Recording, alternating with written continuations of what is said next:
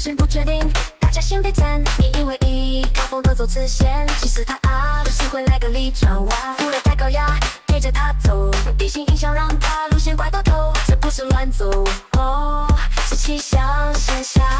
走内心是有逻辑在引导，有时自信，有时会骗。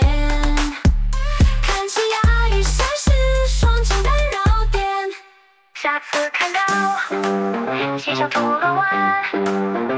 记得科学早就说明白了。